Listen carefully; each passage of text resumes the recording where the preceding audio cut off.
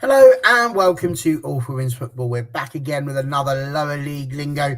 This evening we'll be looking at the WNL Tiers 3 and Tiers 4 and looking at the absolute joy that is the WNL Cup and the WNL Plate. We're down to the final four teams in both. We'll be looking at who got knocked out, why, what happened, and who's going to be playing this weekend on the other side of this.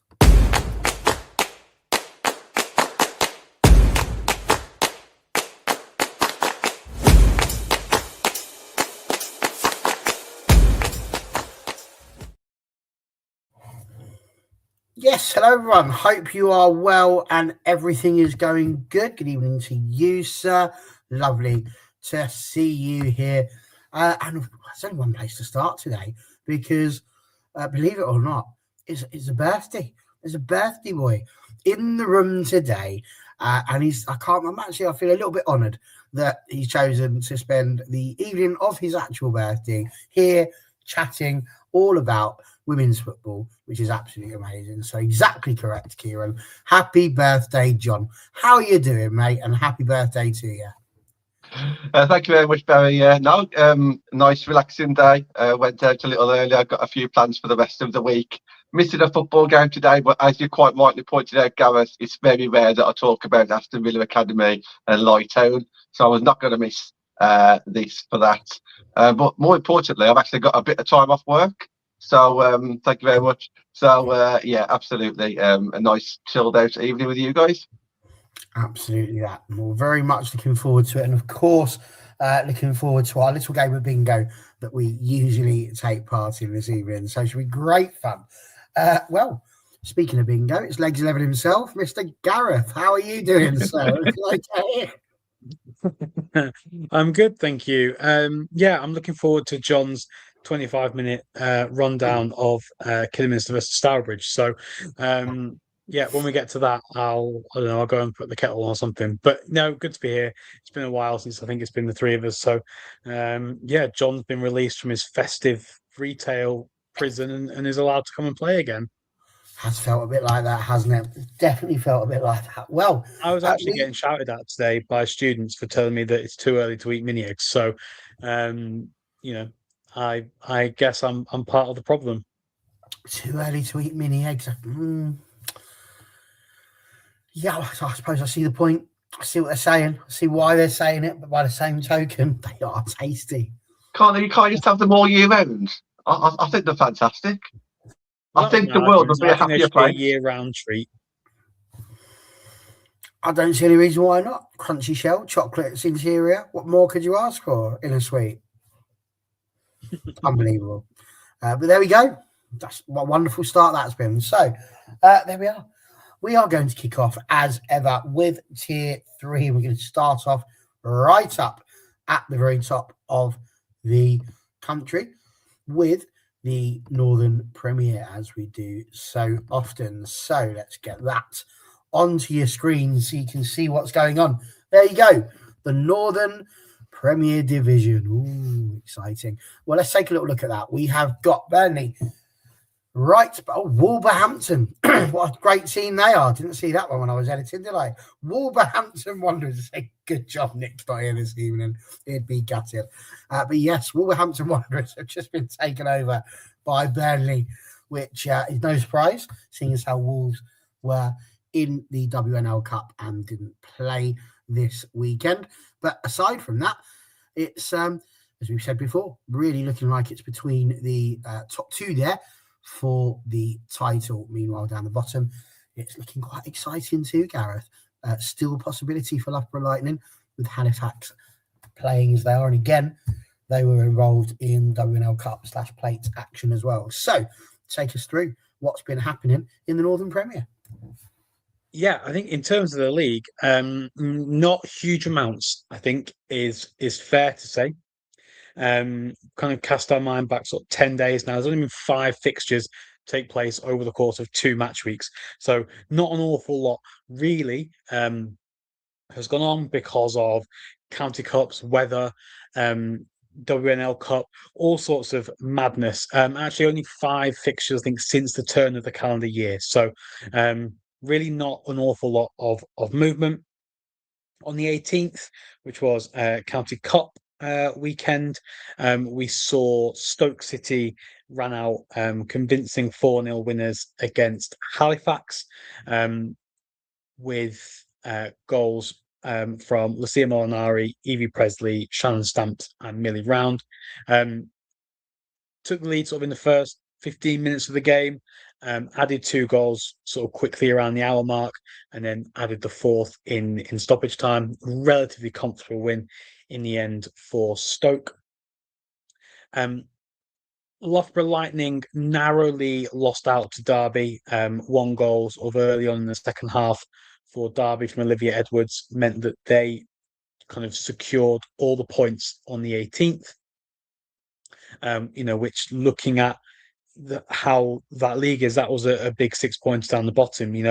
Loughborough Lightning are now 5 points adrift of Derby, whereas if that game had gone their way, they would have been a point clear. So, potentially a big game coming into the season that we'll look back on. The WNL Cup action, which we'll touch on shortly. I suspect that's why Nick's not here. I can't think of any other reason why he wouldn't be. I assume it's something to do with that. But yeah, we'll touch on that again shortly.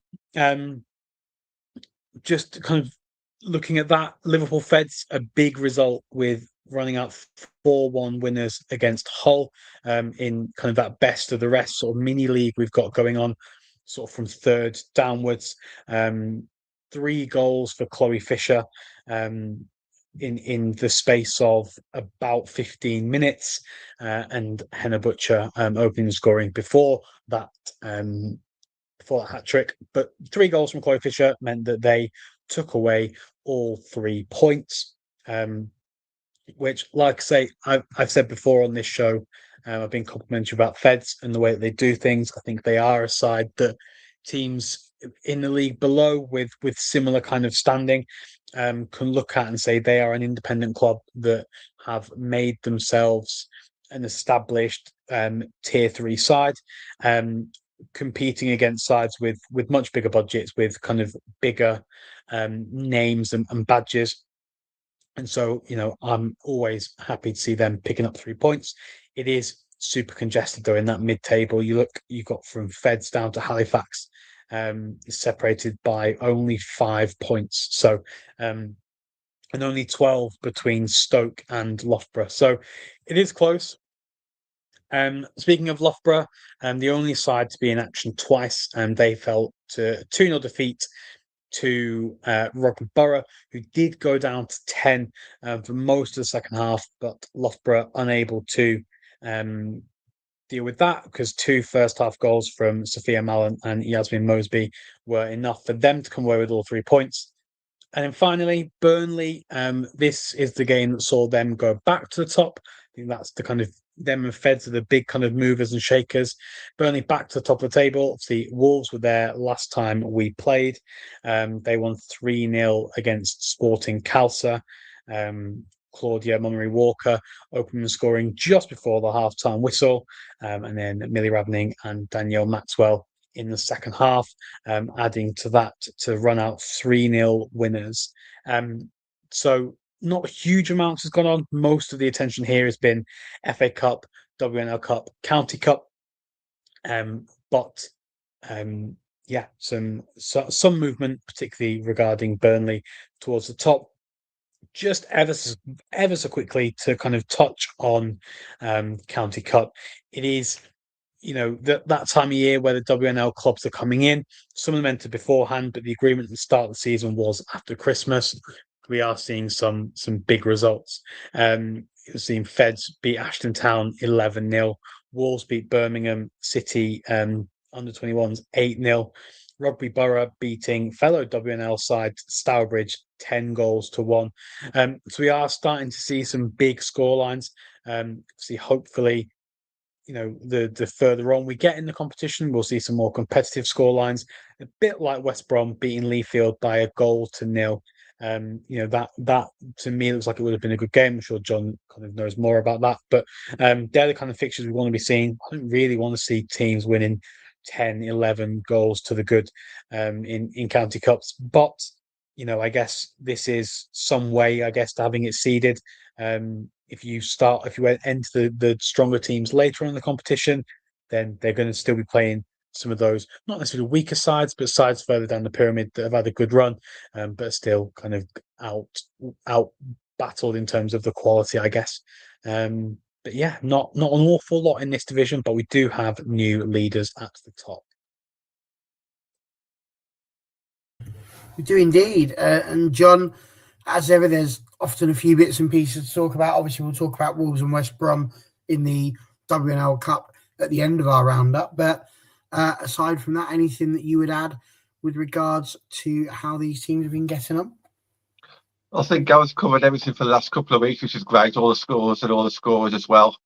Yeah, I think it's good to see that Burnley is set up there. I think Wolves have been pretty much the favourites in regard to league position throughout the whole season. And it just goes to show that if you do keep on staying unbeaten and you score something like 85 or 86 goals throughout the whole season so far, Burnley, it shows that you're still in with a shout. I think they've kept something like 10 clean sheets so far, and Wolves haven't got anywhere near that in regards to goals scored and clean sheets. So yeah, Burnley are still pushing really good. I think yes, Rugby winning 10-1 a couple of weeks ago against Stourbridge does just highlight the difference within the leagues again. The top of tier 3 versus the bottom of tier 4. But even then, it's still a two-horse race, in my opinion, looking at that league table. Towards the bottom, I think Derby have always got that pull just to be able to pull players in if they needed to. So for me, it's like the bottom 3. 2 of the bottom 3 will go down. But bear in mind that Kelso have still got them 1 or 2 games still to play with their postponements at the start of the year. So it's a very tight league. I think I shared it out Albion before the Albion and Wolves game a couple of weeks ago when I was on here, and I am really impressed with what Albion have done this season. And I think that game against Wolves kind of typified that, which we can probably go into a little bit later. But yeah, all in all, it's a good league. I don't think it's as exciting as tier 4 in the area. I think purely based on that middle of the pack kind of can't really win the league and they can't really get relegated now. Whereas in tier 4, which we'll see shortly, I think there's still like a lot more twists and turns to come there. But as always, this league is getting stronger and stronger. No, fair points indeed on that one. So with that, the Northern Premier we shall say goodbye to, and we will instead move just a bit further down south to take a look here at the Southern Premier Division, which again has also got a change of leader. And that all comes down to the fact that Bournemouth as well have been involved in a fair old bit of cup action. We'll talk again about their game against Swindon Town in a bit. But the key thing to take away from here is that Watford have made it to the top of the table. Now, much like everybody else, and this is going to be the same all the way through the theme of this show, there has been FA Cup matches, there has been County Cup matches, and there's been WNL Cup matches. So those cup matches have really got in the way in the month of January to sort of stop these teams from being able to play as much as perhaps they might like during the month of January, as we say, in the league. But as a result, it has meant there's been a few movers and shakers, and Wimbledon and Oxford United were the only 2 teams to play, I think, on the 11th of January. And as you can see, Oxford won that one 3-2. Wimbledon really struggling still to get themselves out of that relegation zone at the moment. But Watford's win against Wimbledon on the 25th, which was, of course, the Sunday, 4-0. And as you can see, it was enough to pull them up to the top of the Southern Premier. Plymouth Argyle, very close match against Billericay, just a 9-0 on that one. And that is why they've jumped into second, because their goal difference, which obviously was on around about 23, has extended ridiculously. It's also put Billericay with just 8 games to go, 16 goals away from that dreaded negative 100, which nobody wants to see. So let's hope that the Billericay Town defence can shore itself up just a little bit. As we said, Bournemouth not taking part in the league over the month, effectively, probably playing on the 4th, but that was about it. So as a result of that, they are in 3rd spot. And it's between them 3 for the title. Oxford United doing quite well, but 9 points, probably too much to pull back over the course of the next 8 games when you consider that Bournemouth are currently unbeaten and Watford and Plymouth Argyle are still, like we say, far in front of the others. So you've got a sort of a little mini league there in terms of 4th, 5th, 6th, 7th, maybe 8th to a degree. But generally, it's a 3-way kind of tie looking for the title. As you go down towards the bottom, Gwalia have had a very good, for them, 0-0 draw away to #United, who seems somewhat on a downward spiral at the moment, which is not something that we would have wanted to see from them. But yes, a point clear of Gwalia. It was an opportunity for Gwalia to jump above them, and of course, an opportunity for # to pull away. That hasn't happened, and that will keep AFC Wimbledon very much interested in the relegation picture. Billericay, as we say, I mean, they're 14 points away, and although technically there are 8 games to go and therefore 24 points available, so technically they could finish 4th if every other team lost, but it doesn't look good. 14 points is just a little bit too much, really, to pull back. And so as a result, we are really looking at any one of those 3, I would say, again, #Gwalia and Wimbledon. Exeter probably just about safe, but will need to be careful. And obviously, if they are not, they could well find themselves in trouble as well. They did not play on the 25th. So as a result, they are one of those sides that are, you can see, with 12 games, a bit like Bournemouth, just lagging behind a little bit, but with those games in hand, would be hoping to post some points on the board to pull them a little bit further away. So, lots going on in this division. It's not one that I think is going to be particularly easily solved. If Bournemouth can maintain their unbeaten streak, they will obviously be the team that go on to win the division. But with those 3 draws, it does show that they can be got at. It's not necessarily set in stone that they will get the results that they need. But yeah, it could be a very, very interesting end to the season in the Southern Premier. John, anything that you would add in terms of some of you, well, I call them Midland teams, but it's not really many, I suppose, Cheltenham Town being the main one there? I've spoken about Cheltenham quite a few times over the season, so I'll still say the word Cheltenham so I can tick it off the bingo list. But no, I think for me, I think it's just a time of the season where you start predicting how many points that you need to kind of stay in the league. So if I was like a # or a Gwalia fan now, I'll be looking at my remaining fixtures thinking, okay, what's feasible? Where can I, what kind of points are we looking at there? And then you look over your shoulder and think to yourself, okay, so can AFC Wimbledon overtake us realistically? Now, there's always going to be 1 or 2 surprises when there's about another 8 games to play, etc. So you've got to bear that in mind when you're making your predictions. But yeah, I'd definitely be looking at that now. If I was 8th, 9th, or 10th, I'd be looking at, okay, how many points are we going to get? Just looking on paper, and then just looking at Wimbledon's fixture list and seeing, okay, who's got the best running. Yeah, I think I genuinely didn't expect you to be finished quite as quickly as you were there, John. That surprised me somewhat. So you're right. There is a few things for them to be looking forward to. You mentioned the fixtures.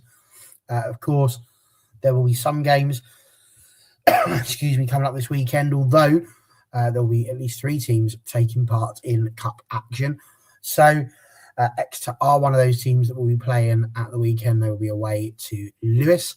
But other than that, still not a lot going on. So in 2 weeks' time, we will have a round of matches. That will be the plan. The next time we come back and talk about the WNL, we will very much be looking at the fact that there would have been some games played, not a huge amount, just the one. But of course, Bournemouth will be facing AFC Wimbledon. And if you're Wimbledon at this point, you must be looking at these pictures and going, God, what more could you possibly want to do to us? But yes, Bournemouth could well cause a bit of a problem there. Exeter will have played again, so they will have their opportunities to pull away, and their game is against Billericay Town, which is obviously something that they will hopefully look forward to, because that would mean they could pull away just that little bit more. Guardia will be facing Plymouth, which will be quite an interesting game. And Lewis will have the mighty Cheltenham Town.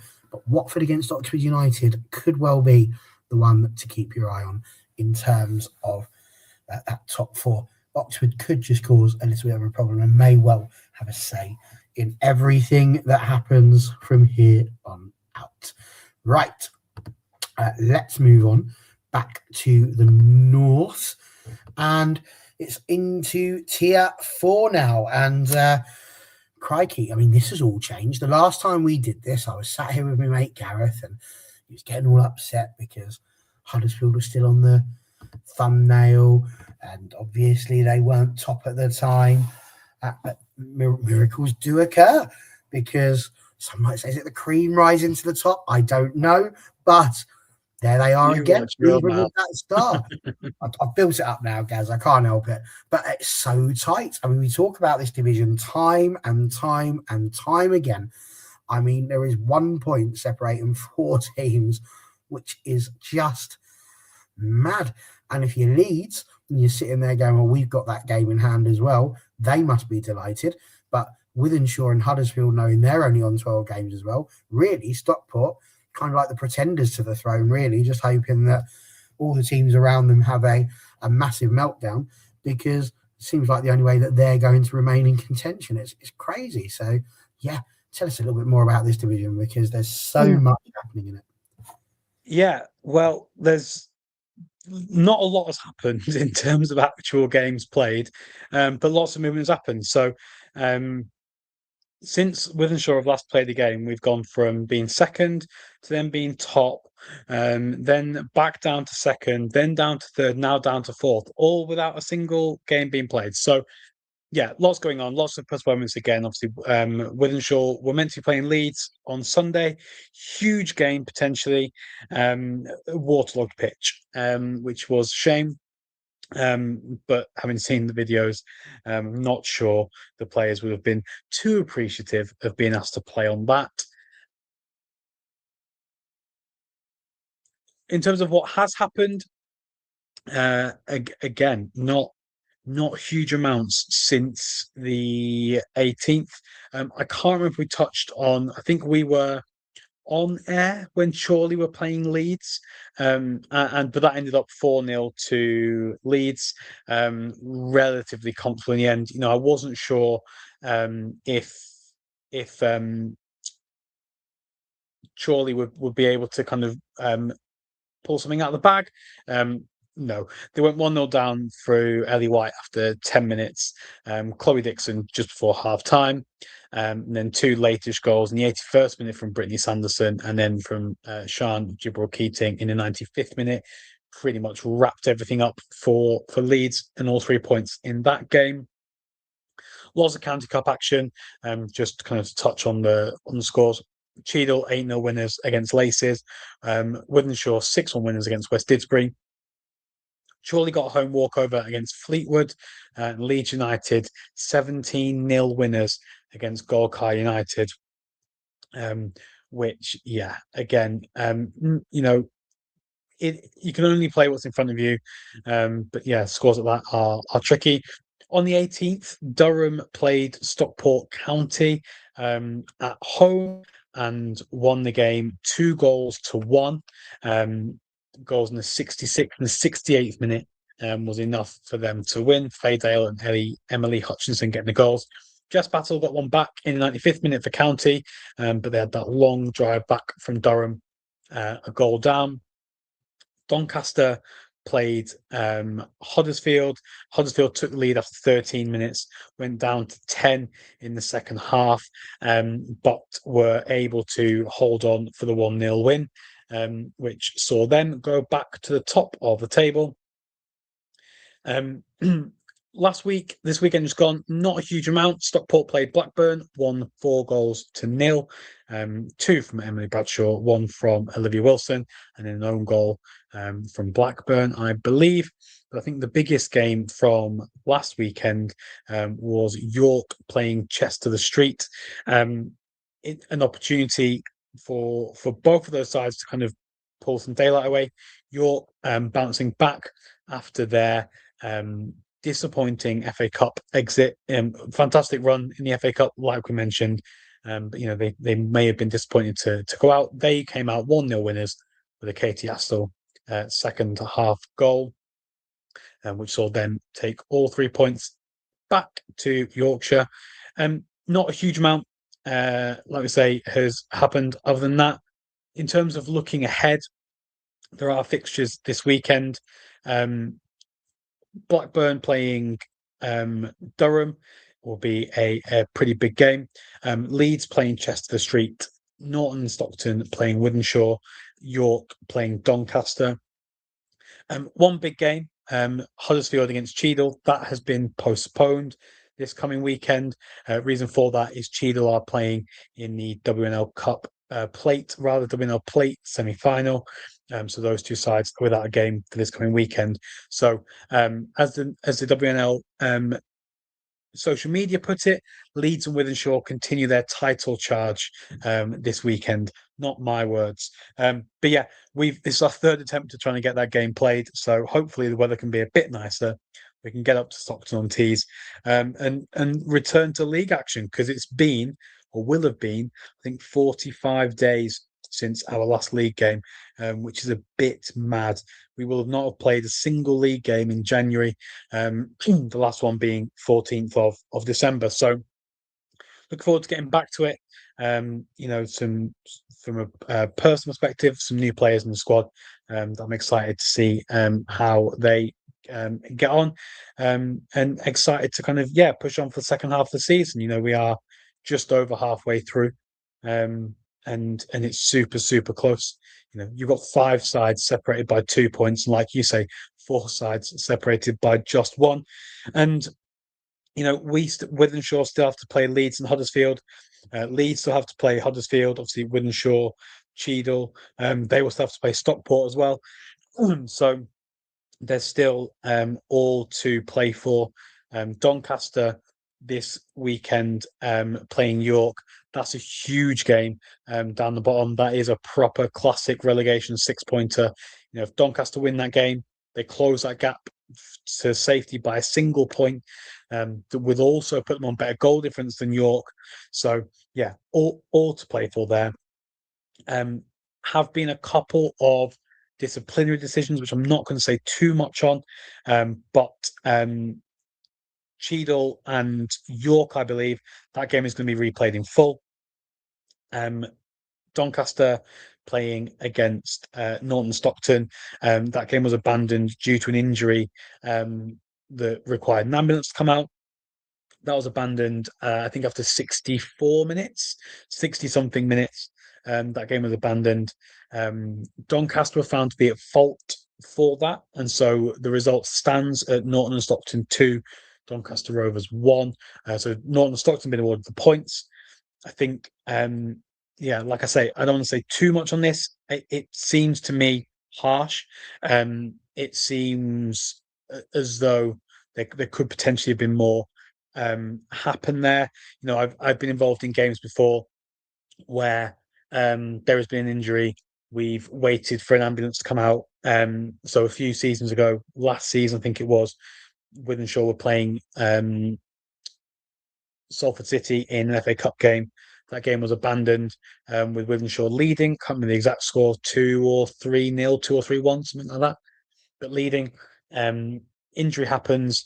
Wait for an ambulance to come out after the game.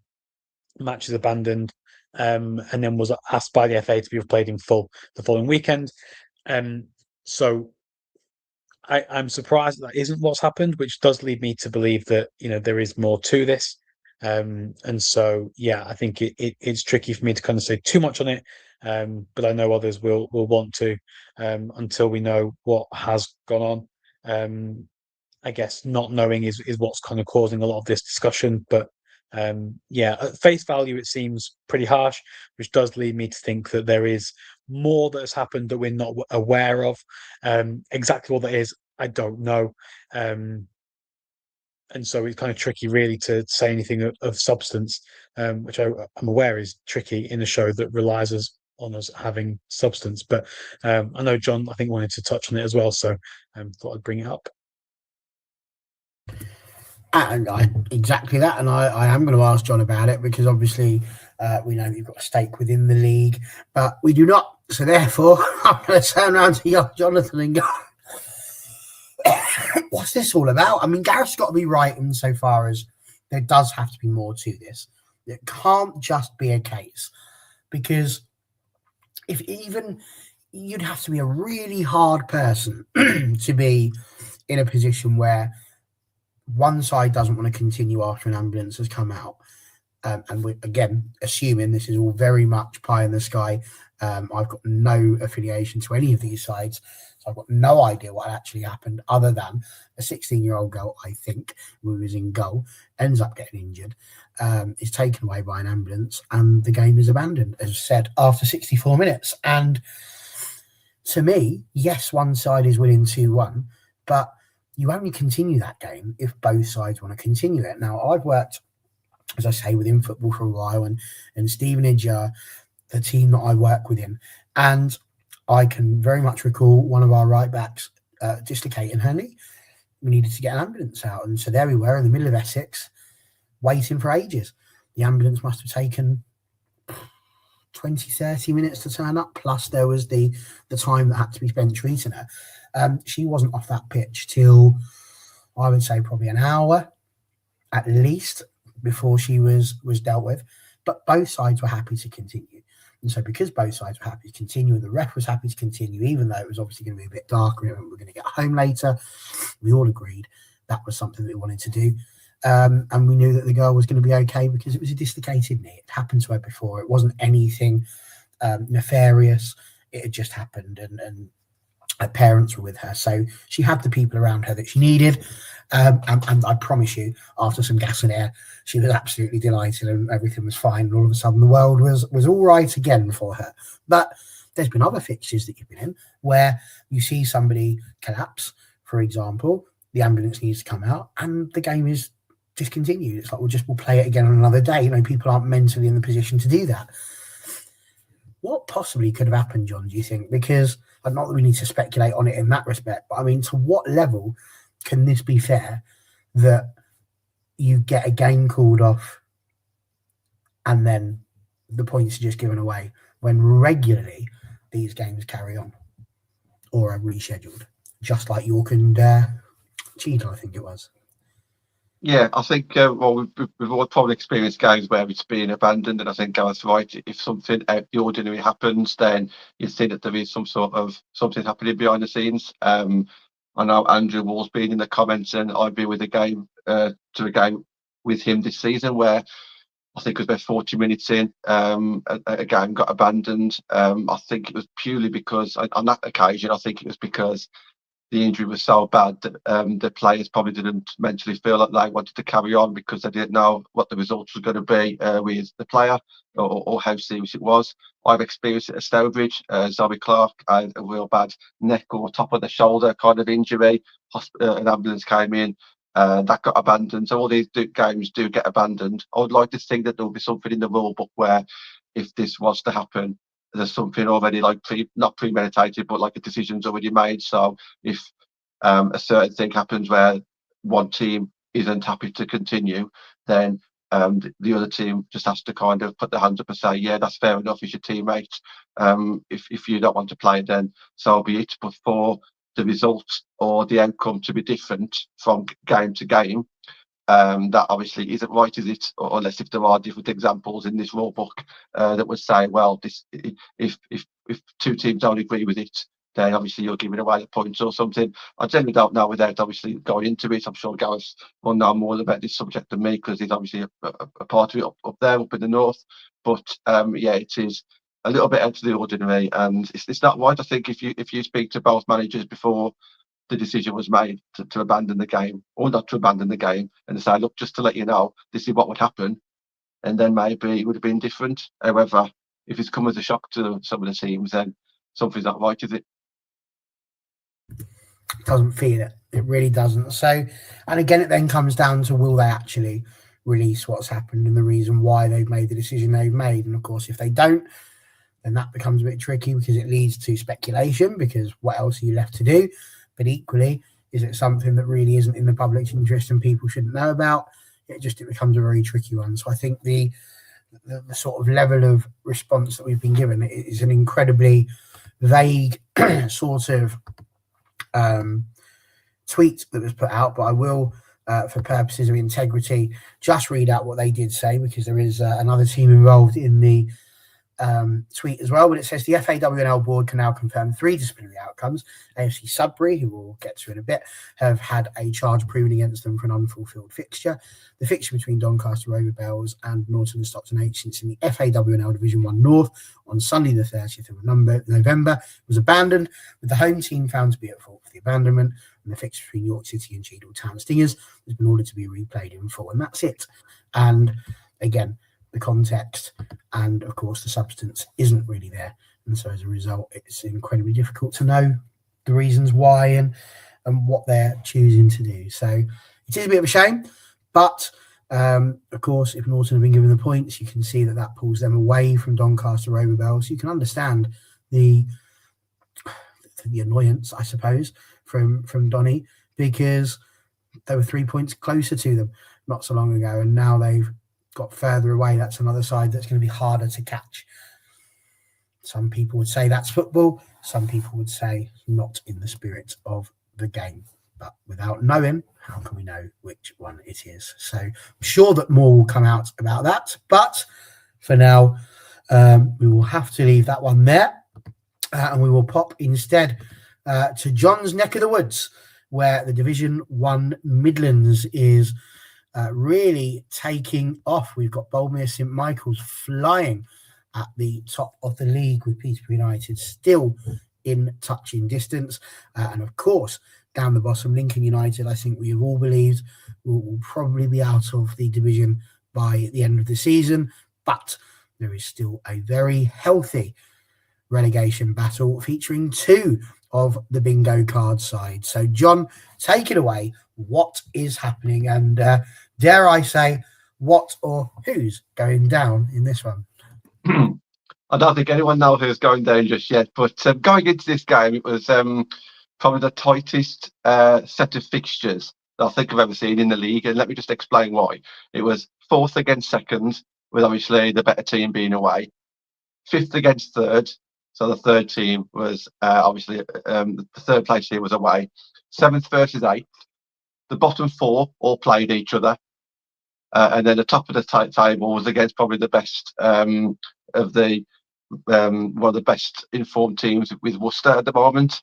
And Worcester actually took the lead in that game as well. So going into this game, it was really tight. Every game was very meaningful, and every game could have gone either way. So I'll make a start on the game that I actually went to. And that was, of course, Kiddie versus Stourbridge, and I can see you all smiling already. Well, first of all, like I managed to get to a game which is fantastic. I've spoken about the backstory about this for a long time, so I won't harp on too much, because if you watch this show, you probably already know it's Kiddie versus Stourbridge, and it's a local derby. I think going into this game, Stourbridge was on the way up. Not just results based, but I think it's very stable. It's stabilised a lot this season in the last 6 months or so. So they went into this with confidence. I think Kiddie have had a bit of a rocky season, even though it's their first year in the National League, and survival needs to be the aim. I know the group down there, and they would have wanted higher than where they are. So I think even though they're relegated in the same position in the league, I think mentally Stourbridge might have got in there thinking that they were favourites, and I can see why. It was a very muddy pitch in Droitwich, not great for ball playing teams. So I think one of Stourbridge's strengths this season has been their midfield trio, able to pass and move, and got a lot of youngsters there that's come from like either academy teams or who's new to the pyramid, but aren't necessarily the most physical, but they're very good technically. And I don't particularly think that pitch suited them. And then you look at Kiddie Harriers, had a lot of experience in that team, a lot of physicality in that team, and I think that's probably what kind of edged it a little bit. So Kiddie did end up winning 1-0. Shauna McCann-Lloyd scored, and it was her first start for the club. She joined over the Christmas period, and it was great to see. Formerly of Stourbridge, funnily enough, formerly of Stourbridge, formerly of Leafield, another team in Tier 3, Stoke, I believe, at some point as well. So she's got around the clubs, and it's just the kind of player that I think Kidderminster have been missing throughout the season. So she got a headed goal within the first 10 minutes or so. Goalkeeper did get a fingertips to it, but just couldn't push it over the bar. So it went into the roof of the net. And that was the only goal of the game. But it was very enjoyable because it was only 1-0. So Stourbridge always stood that chance. But it was pretty much like a bit of a midfield kind of battle. After the game, Bailo, the Stourbridge manager, Meg Bailey, was just a bit disappointed that they didn't create anything in the final third. Bearing in mind they scored for 5 against Notts County a couple of weeks ago, and they have been scoring really well. They just couldn't put the ball in the back of the net. They couldn't even create many chances this game. Kidderminster, on the other hand, done their research. They knew the threat of Stourbridge's midfield. They changed formation. They played 2 CDMs to kind of counteract that, and I think it worked. So all in all, it was an interesting game, but unfortunately for Stourbridge, they went from 9th to 11th because of that result. And Kidderminster, and I certainly wouldn't say safe looking at that table, but they can at least breathe a sigh of relief and get a bit of momentum, hopefully. It was a bit of a double whammy for Stourbridge because as we're leaving the pitch, Northampton got not a last minute winner. They scored in the 86th minute. So Northampton against Lincoln, so it was 11th against 12th. I don't think it was a surprise that Northampton won, because obviously Lincoln are bottom, and you can see how many points that they've not gained this season, unfortunately for them. But for it to go 86 minutes and to see that, obviously, no team, even Kidderminster in the clubhouse afterwards, wouldn't want to see Northampton get that win, let alone Stourbridge. So yeah, it was Alexandra Dix who scored after 86 minutes, who came on as a substitute for Northampton. Towards the top of the table, so Worcester took the lead over Boldmere through Edwards, and it was Cooper, Gregory and Straker who scored for Boldmere. I'm sure FA full-time are calling a Starker. I'm sure it's definitely Straker. So just a bit of a input in there, I guess. So yeah, as you said at the start, Barry, Boldmere are flying. And I was going to have a quick break. I was going to bring Gareth in for a second because I know that he'll love this question. Boldmere 36 points, Peterborough 31 points. Is it more a case of, would you want points on the board, or do you want the games in hand, Gareth, at this point? It's a tricky one, actually. Obviously, Boldmere 5 points clear there. If there's any sort of step up from Peterborough, then they're in pole position to kind of take charge of that. But there hasn't been any step up really from Peterborough all season. So, there's 3 games in hand. If they win 2 of them, they go back above Boldmere. Yeah. And on current form, you would back them to do that. However, Boldmere are 5 points clear. And so I think it's a toss-up. I think it depends who those games in hand are. What are the games that have been postponed? Who have they got to put in? If those 3 games are Boldmere, Leafield, and Sheffield, then I'd rather have the 36 points. If those games involve Lincoln, Stourbridge, Northampton, Kidderminster, no disrespect, John, I would rather have those games to play. So yeah, I think it's a really tricky one. I think it's a really interesting league the way it's set up. And Peterborough, you imagine they're the form side.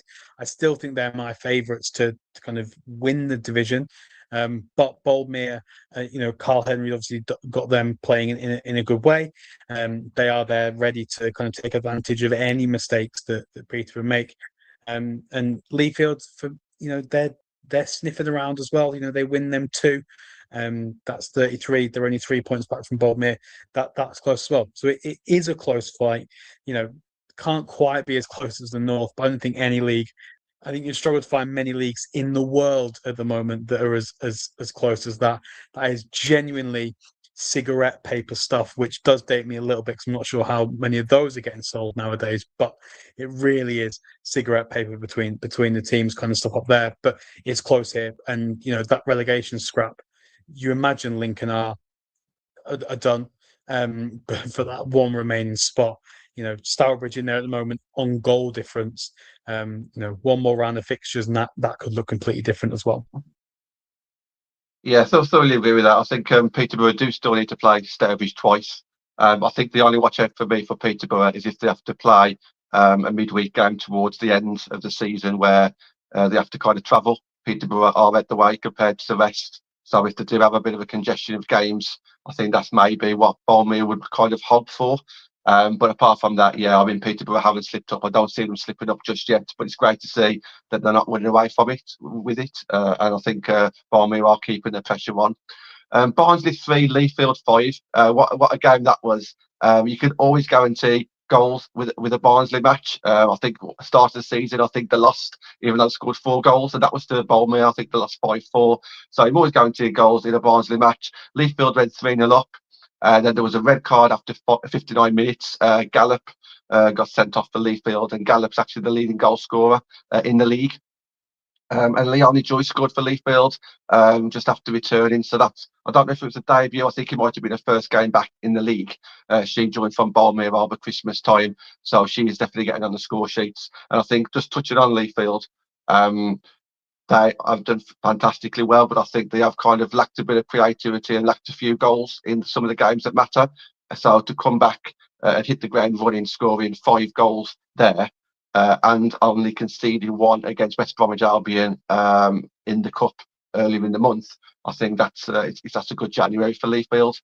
And lastly, Sutton Coldfield, after a busy week, busy 2 weeks on and off the pitch.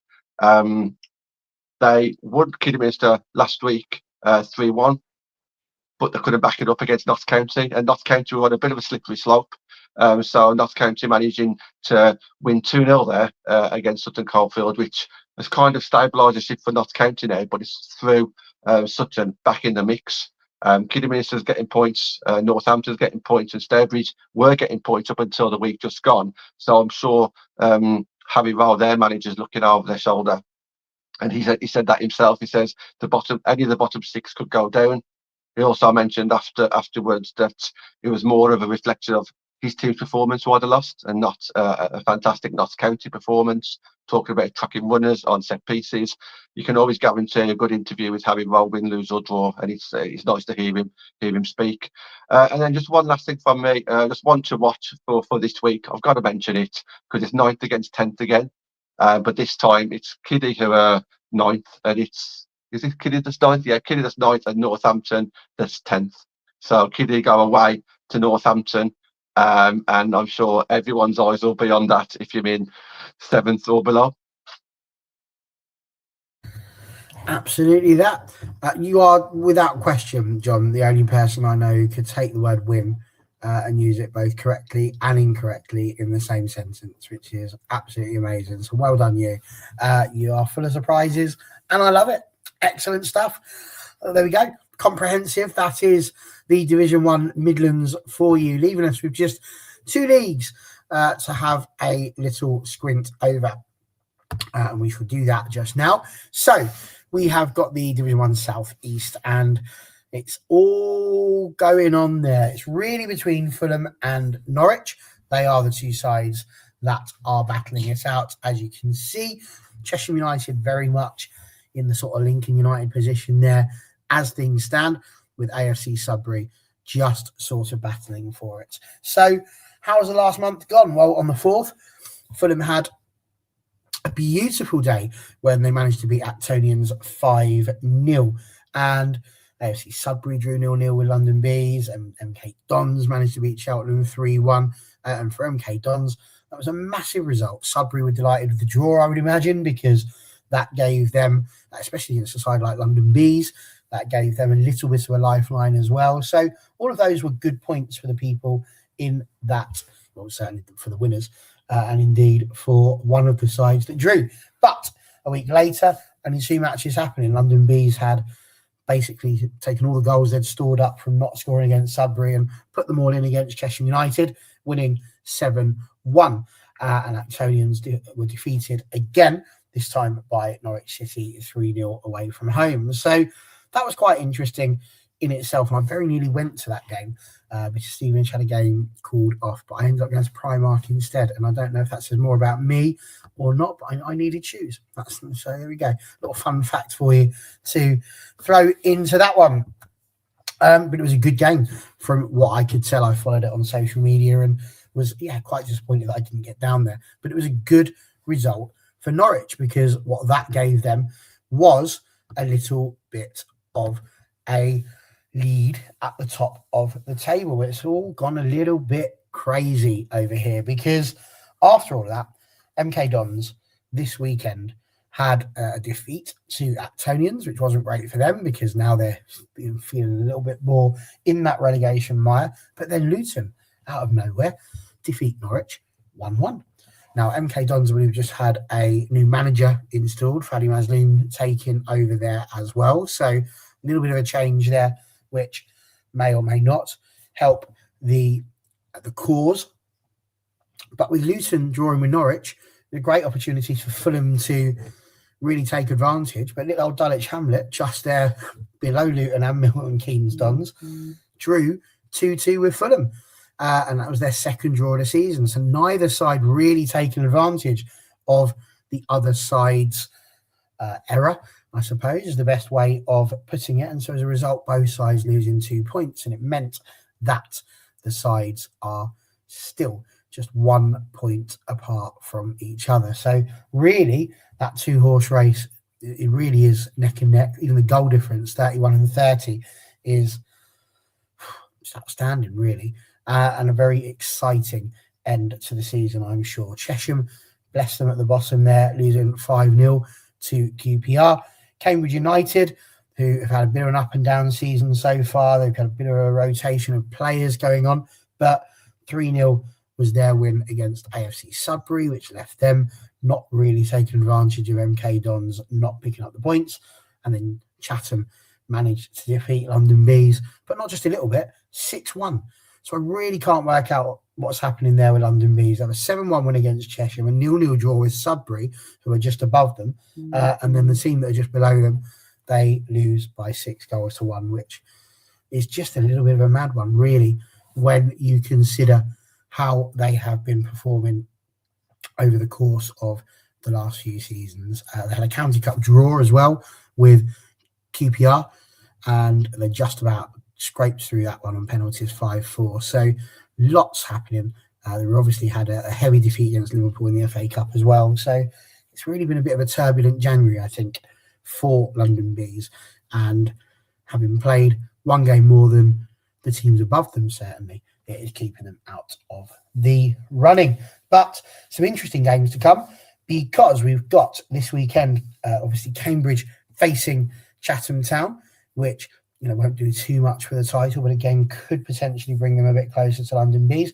Chesham will face Dulwich Hamlet, who are very, very close to them. Luton will play Sudbury, so some big games down near the bottom there. Norwich will have the opportunity to go top of the table if they can defeat QPR. And this is significant because if they do manage to get to the top, a draw wouldn't really be great, but it wouldn't be terrible because the following week, Norwich will host Fulham. And, it's not really a title decider, but with both sides matching each other sort of as much as they are, really, that would be amazing if they could do well. But let's not forget, the only defeat that Norwich City have had this season came to Fulham earlier on in the year. So a really, really difficult league, I think, in that respect. And much like John said, very difficult to say who's going up and who is going down. It looks like Chesham United, but again, 3 points against Dulwich Hamlet.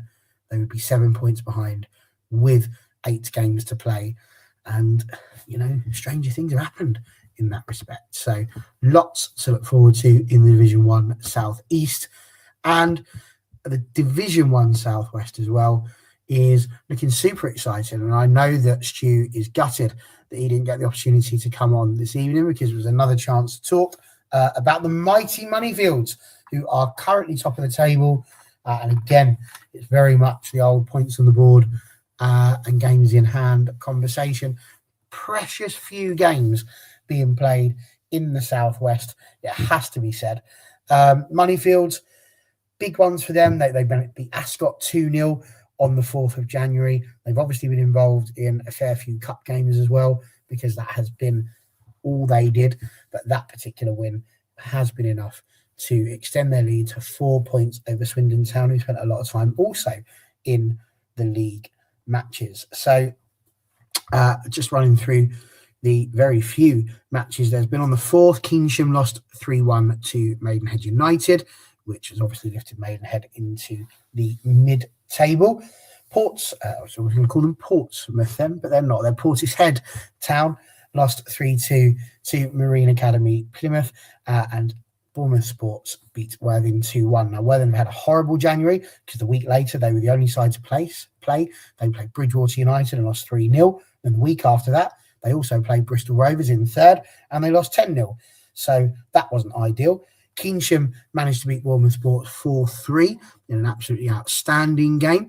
And that was brilliant for Keynsham because that has pulled them a little bit further away from the bottom two and a little bit closer to their opponents, such as Keynsham, which is great news for that, such as Bournemouth Sports. Sorry, I was trying to say there.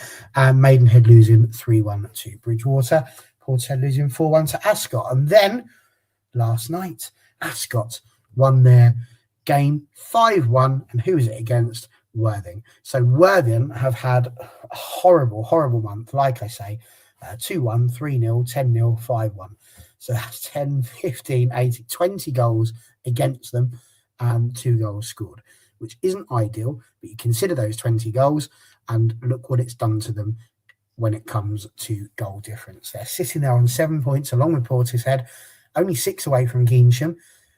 It's going to be a really tricky one now because that 20 goals, it's worth another point effectively. So even if they did win 2 games, they're going to have to win them by huge margins to have the opportunity to really escape. So Portishead, you would look at that and think maybe they have the advantage. Not many games to come. There is a game tomorrow.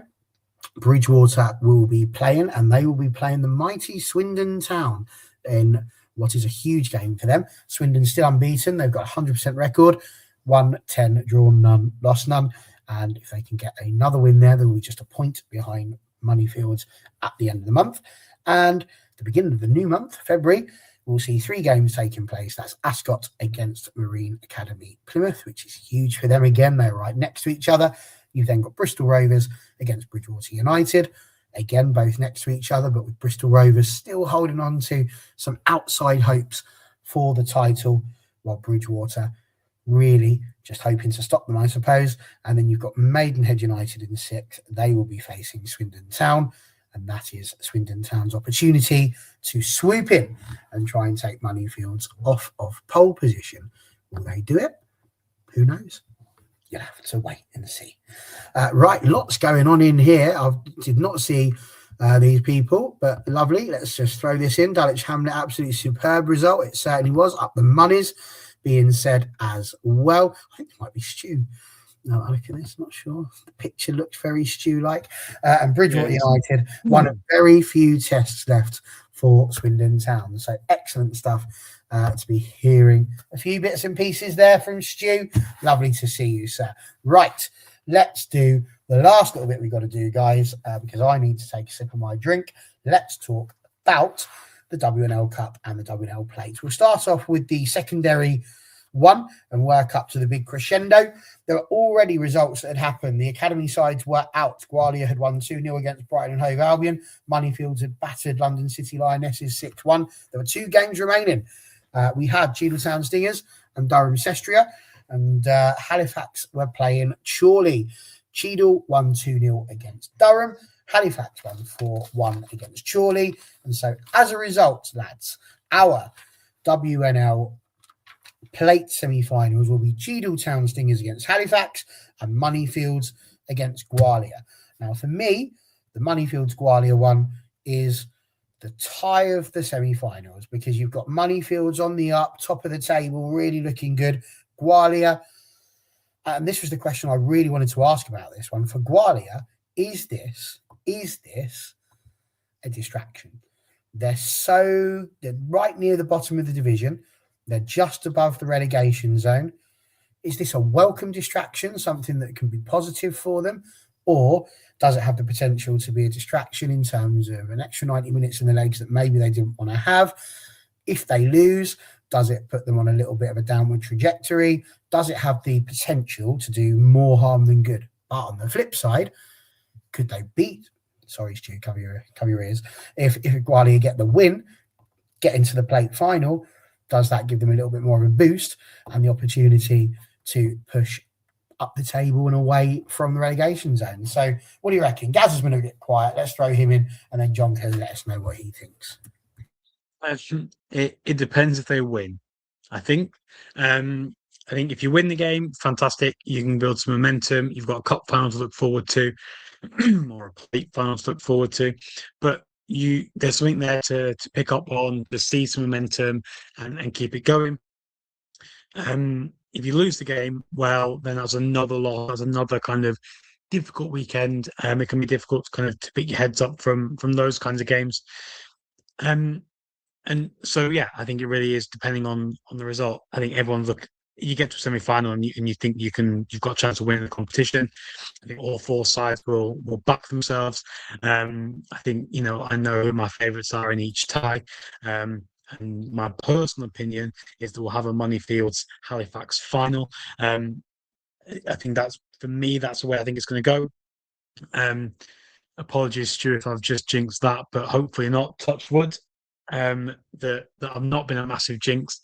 But yeah, I think form is important coming into this, which is kind of ironic considering I've gone for one of the sides in Moneyfields that's flying high in Tier 4, beating a struggling Tier 3 side, but the opposite in the north. And the reason for that is that kind of period of change at Cheadle. Some players have left. Obviously, Rachel Dunlop has gone to Wythenshawe. Neve Burtwhistle's gone to Huddersfield. Jess Lightfoot has returned to Everton. And there was one other player that they announced as having left today, which I'm just padding for time for whilst I look on X to find out who it is. Georgia Plant also has gone as well. So there are some outs there. New manager. It is a period of turmoil. That's a big game for them this weekend. And we'll see kind of where that goes. But yeah, the one thing I will say is it just saddens me that this competition will essentially have been regionalised all the way until the final. There is no crossing the Midlands for any of these sides until the final, and I think that's sad. I think it should be regionalised. Regionalisation should be lifted at the quarter-final stage. I think semi-finals opening up to national is a bit too late. There are pots of money available for the league. There are travel contingency funds. You would think if costs for teams is the issue, that the league would be able to have a pot of money to be able to help those 8 sides, 16 sides across the board that are playing more nationally, and that may not even be the case. There may not be these cross-border kind of ties. So yeah, I think that's disappointing. We're only seeing the semi-finals in the cup kind of make some interesting ties.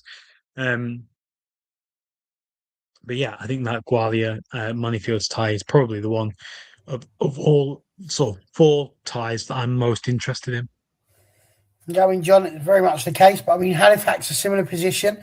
They're 10th in the Northern Premier, just like Gwalia, and they'll be up against Cheadletown Stingers, who are 5th in Division 1 North. So maybe not as high up as Moneyfields, maybe not quite on so much as a high. It is a shame that it's north and the south effectively there. But, I mean, there is, at least with this one, representatives from 4 different leagues, whereas obviously in the WNL Cup, it's just the Northern and Southern Premier, which we'll get to in a minute. So, but nice to see that some of the, I don't want to call them smaller clubs, but you know what I mean, teams punching in Tier 4 rather than Tier 3, have got an opportunity to get to a cup final this year as well. I think that is the advantage of the place, isn't it? I think we mentioned on here a couple of weeks ago, it is unusual that you can lose a round and still be in a chance of winning a cup. And I think that does add that excitement. And you mentioned a few minutes ago, you asked Gareth a question, and I'd like to answer it as well, about is it a distraction?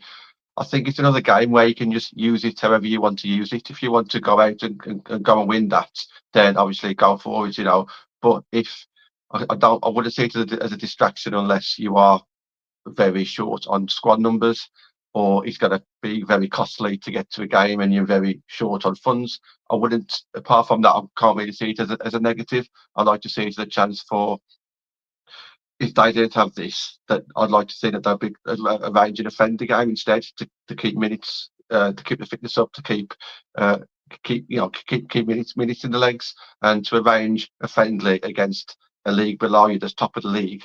To me, seems like a very good game, a very equal game. So to me, I wouldn't see it as a distraction unless if you have got issues that you don't want to particularly highlight. But as Gareth said, if you do lose, that will obviously, and you have gone full throttle and you've not done anything to change like tactics or anything like that, then yeah, I can see why it would be a downer. But for me, I think you have to go into every game trying to take a positive from it. So hopefully they can go into that game and try and take something from it. I think you would hope so, wouldn't you? So there we go. It will either be Cheadle or Halifax against Moneyfields or Gwalia in the WNL Plate final. And we will find out, providing Storm Chandra leaves us alone, we will find out who is going to be after the weekend. So the WNL Cup is the last stop today. And we already knew that Burnley had beaten Middlesbrough, I believe, and we already knew that Lewis had beaten Plymouth. We were left with Swindon and Bournemouth and Wolves and West Brom, I believe. And very interesting, Swindon Bournemouth finished 3-0 to Bournemouth.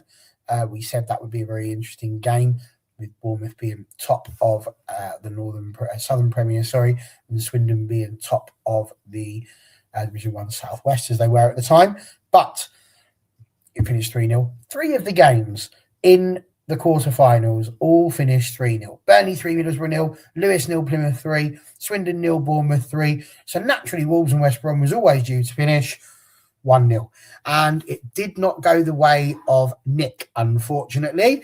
And it was a bit of a tricky game. Wolves 0, West Bromwich Albion 1. So that is effectively second in the table, first in the table. Wolverhampton Wanderers losing there to West Bromwich Albion, who are 6th in the Northern Premier. So as a result, it means that we will see West Bromwich Albion play against Bournemouth. So that is 6th in the Northern Premier against 3rd in the Southern Premier as it stands. And Plymouth, 2nd in the Southern Premier, will face Burnley, who are currently top of the Northern Premier. Massive games there. John, you went second last time, so you can go first on this one. And of course, you can give us your expert opinion on why West Brom are, dare I say it, the Black Country bragging rights winners. I'll make sure I clip that and send it to Nick after the show. Yeah, so I'll mention it a few times. I think Albion have had a great season. I think they're doing well in the County Cup. They're doing very well in the league. If they win their game in hand, they'll actually be 5th in the league, which I can't remember the last time that I don't think Albion have ever finished 5th in Tier 3 before.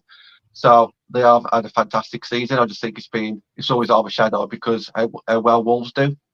Wolves have brought back Tammy George, who's a fantastic centre midfielder. She didn't play that game, I don't believe. However, did that change anything, or maybe not? I don't know.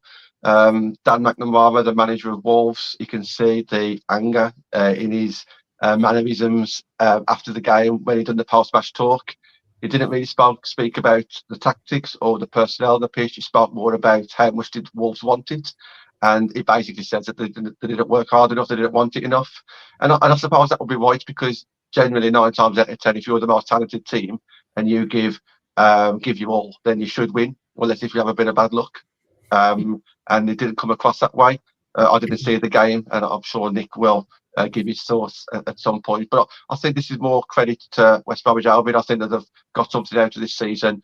that they probably deserve, because they're never going to win the league. They might end up winning this cup, or they might end up winning the county cup, which would be another massive achievement, because there are some very good teams in the Birmingham County.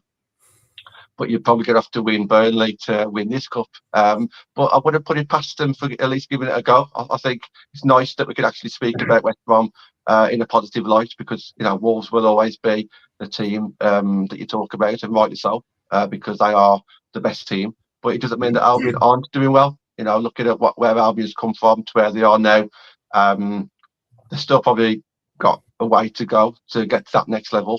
Whether or not they're equipped for that, I'm not too sure. But as things stand, they're doing okay. I think they deserve that little bit of an upset. Yeah, I think you're right. And they're definitely the outsiders in this one. You look at the other three teams, first, second and third, in their divisions, and it looks like it's going to be a very difficult one for West Brom, but they got past Wolves.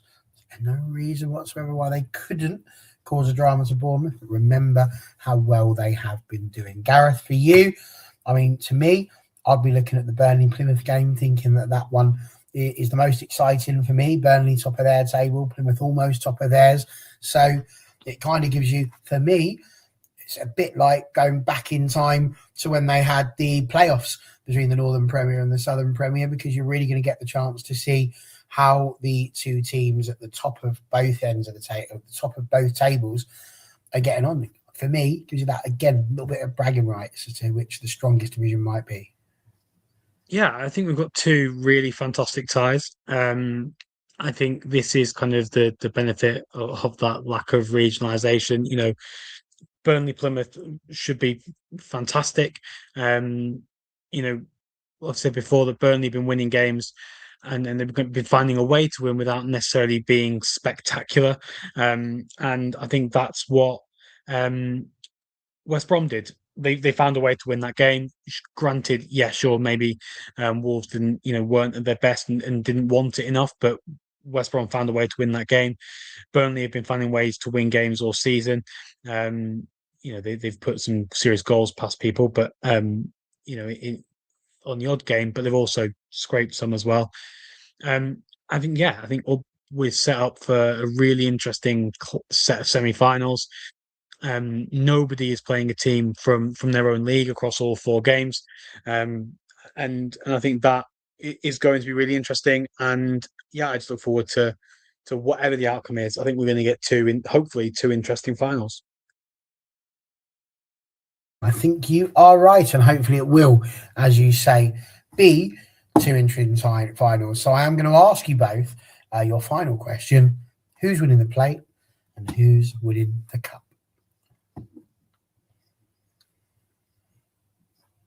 I'll go. I think Moneyfields are going to win the plate, and I think that Bournemouth are going to win the cup. Okay.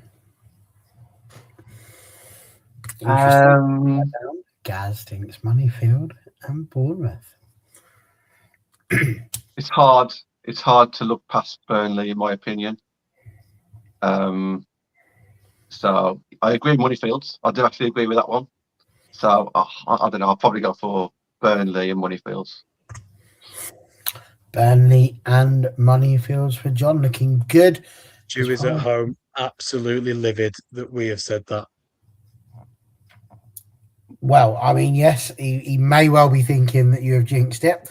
And if that is the case, so be it. But I think it is, for me, quite good. I think it will be nice if we can see Moneyfields get themselves a little cup. That would be very, very nice indeed. Because, let's be honest, that's what we all want, isn't it? To see our sides do well. So, yes, if Moneyfields could do that, it'd be nice if Stevenage had something to celebrate this season. If Gaz and Withenshaw could somehow get themselves out at top of theirs as well, and any number of John's teams could potentially win something. Then just stay in the league. That's a win for me. Just by widening the net as you have, John, one of them's got to be successful, surely. And that would be a lovely little time for us. And maybe even Wolves doing well in their one as well for Nick. So that would be grand. Listen, it's been a wonderful time. I've really enjoyed it. Considering there's only been a handful of fixtures across all of those divisions, absolute miracle that we managed to go for an hour and 15 minutes, but we managed to do it. So well done, you guys. We hope you enjoyed the show and that you have picked up a little something. I think it's so important that we continue to keep shining the light on the lower league teams, and we will continue to do so, whether it's 20 viewers or 2,000, because let's be honest, they deserve it. That's what it's all about. Got to build those stories so people can see that the football carries on all the way down the pyramid. Gareth, thanks for joining us. Indeed, Stu, don't forget to like and subscribe. Always a nice thing to do. Gareth, lovely, thank you for joining us as well. But No I have to leave it with John and say thank you again for the dedication that you've shown, as much as we absolutely rib you for your inability to turn up sometimes because you're too busy during Christmas. Listen, to turn up on your birthday is an absolute delight. So thank you so much for your commitment. Much appreciated, John. Happy birthday once again. For everybody else, I'll be back on Monday evening for some more. I don't know what it'll be just yet. Probably WSL 7-day roundup, the usual sort of stuff that we have. And it'll be the first time without Sean. So we'll be seeing how we move on from there. But we will be back next Wednesday. We're looking at Tier 5. Lots of stuff happening there. So we will see you next week. Night all.